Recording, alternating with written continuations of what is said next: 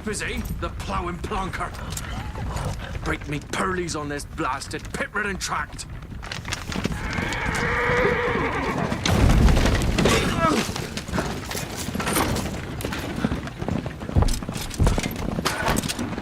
With fear not dry road.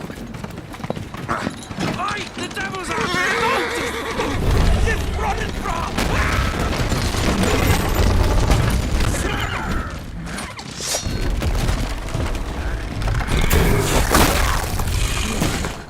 Look out there, shield us.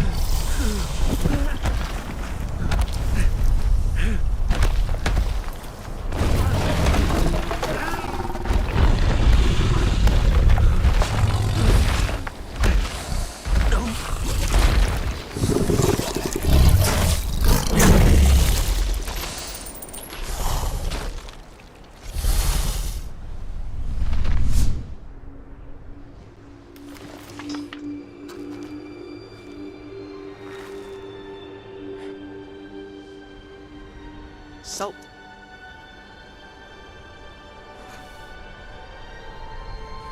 Almost had me fooled, Fruin.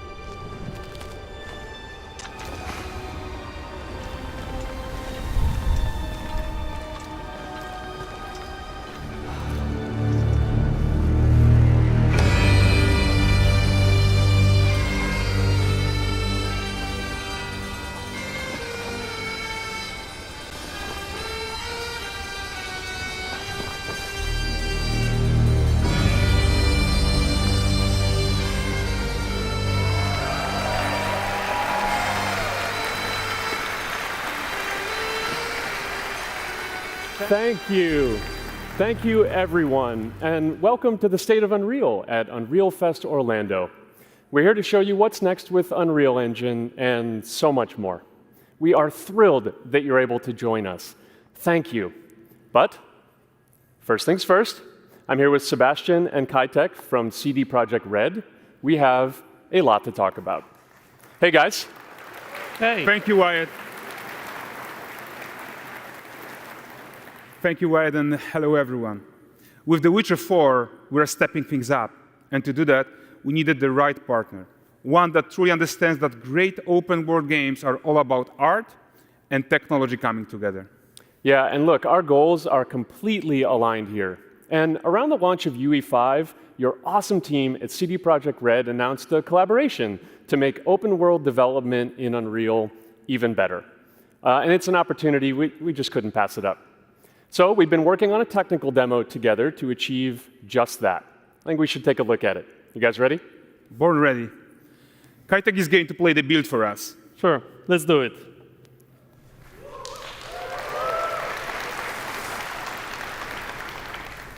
This is a technological showcase set in the world of The Witcher 4. What you just saw and are going to see now is running on a standard PlayStation 5 at 60 FPS with ray tracing. So in the game, you'll be playing as Ciri, a professional monster slayer, a witcher. She explores the world and hunts down monsters for coin. The region we are in is called Kovir, and you'll get to explore it in a game. Right now, Ciri is investigating a monster, and after gathering new clues, she is heading back to a nearby village.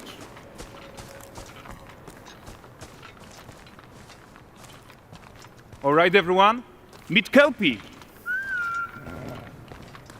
Let weeds be weeds, Kelpie. So just like Geralt had Roach, Ciri has her own loyal companion. We return to town. These two characters need to feel like one. Since you're gonna explore the world on horseback, riding needs to feel seamless, natural, and just fun. Yeah, and to support that, we're introducing multi-character motion matching in Unreal. So Ciri and Kelpie, they're perfectly synchronized when mounting from any angle and speed. And we also support root motion movement on Kelpie, so controlling her feels realistic and grounded. And there are also some really nice improvements to our Unreal Chaos Flesh Solver and these machine-learned deformations. So you've got realistic muscles moving and stretching under Kelpie's skin without compromising the performance there.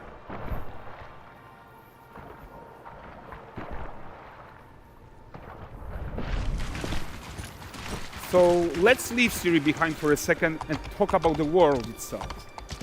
So much of the Witcher world is natural, organic, especially Kovir with its dense forest and wild nature. Yeah, and wild nature is hard. And with nanite geometry, we've freed artists from so many of their old constraints. But we don't want to rest until everything we do in Unreal has that same spirit of freedom. There's always more work to do. And foliage is a huge piece of that puzzle. So we are excited to introduce nanite foliage. And in order to achieve gorgeous foliage density everywhere, while still being memory efficient, fast to render, we believe that a new idea was needed. So instead of the same card approach we've been using for the past 20 years, artists should be free to take a nanite approach to foliage, modeling every single leaf and pine needle. And the old LOD tricks of the past, they needed a complete rethink. And in their place, it's a new adaptive voxel representation in nanite. It's volumetric, it's fully 3D, it is super fast to render. And these dense clusters of triangles turn into these cubes, which at a distance, they're no larger than a pixel, and they react to the changing light of our dynamic sun and our shadows, and they allow artists to render whatever amount of foliage is needed to achieve their vision without compromise. And no compromise means how ambitious we are when it comes to bringing our vision to life with incredible visuals. But more than that, together with Epic, we created faster way to load the world.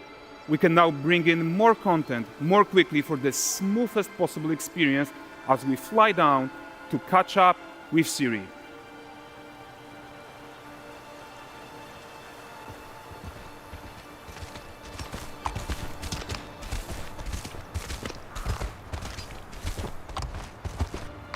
Welcome to Valdrest. So Valdrest is a port town, a hub for fishing, trade and mining.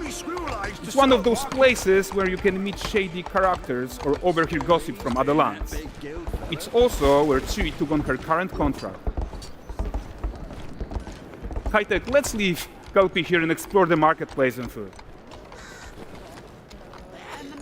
I'm so excited we can finally show you some of this stuff. Let's see what Valdrest has to offer. Not her again. Not even at the Land Exeter Fair! Now, 9 gazes while I present him with a fish. For the furry rascal will often wink, and a bear's weight grants good fortune. Here, have they?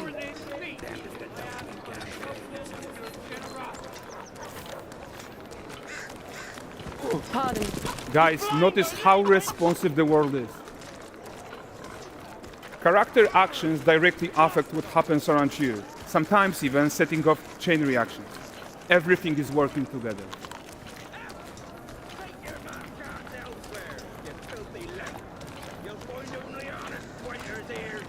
Oh, look at this poor gentleman being taught how to fly by an angry innkeeper. That's what happens when you cheat at Gwent. Last of it, is it? Ready to aim. Jingling the purse.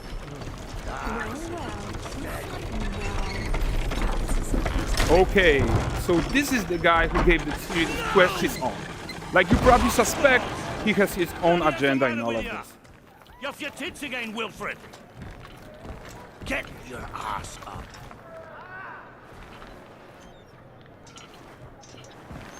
A typical day's toil. Who in? Witcheress. What news of my wagons? No eternity is taking that damn salt to arrive. I found them. And, well, suffice to say, they'll not reach you. As for the salt, I found not one speck. I presume this comes as no surprise to you. Now. Kavir's smuggling trade is of no concern to me. Shush, shush, shush. The Manticore, that flattened your cars and devoured your men. Quite the opposite. Manticore? No, them winged hellspawn dwell in the arse end of Creighton, not here. While Ciri decides what to do about that merchant, let's take a look at the character technology that powers this marketplace. Why don't we listen in on these fishmongers? They're selling their wares, chatting up customers. Morning, catch this is. Won't find none fresher. Reckon me ladies after one of them. Course. Get this cleaned and gutted for you. You mind, dearest? Into seeing something more. Got mackerel, cod, all Brexit's finest. And there is tons of tech at play here, even in this simple market stall. Metahuman tools, improved Unreal smart objects, chaos cloth, and more. Yeah, and all of this exists to make sure that the gap in quality between Ciri and NPCs is as small as possible. Yeah, and closing that gap, it's not just about fidelity, right, but also authenticity. They should react to changes in the world around them. But the prisoner in pillory isn't exciting enough for Valdrest. Let's grab everyone's attention with a circus.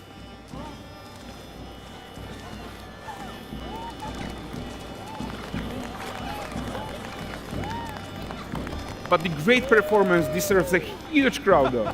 Let's crank it up.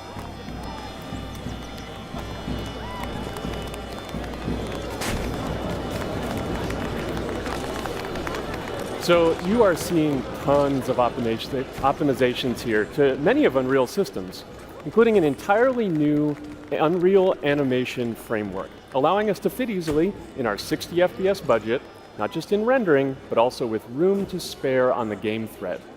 Over 300 animated skeletal mesh agents all going about their business. And the whole point is to leave breathing room for developers like you to introduce the gameplay and the systems that your players expect, empowering you to make your worlds come to life without Unreal standing in your way. You are right, and that's the open world RPG that we're making. But before we wrap up, how about one final check-in with Ciri?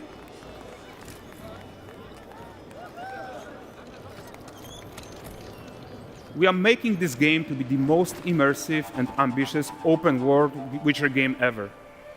And we are making this a reality thanks to our work on Unreal with the team at Epic. I think what we're doing together is going to bring in a new generation of open world RPGs, and I'm so proud of what we accomplished so far. We are too. So we're almost done, but before we go, here's a small gift for all Witcher fans. A first look at Lanexeter.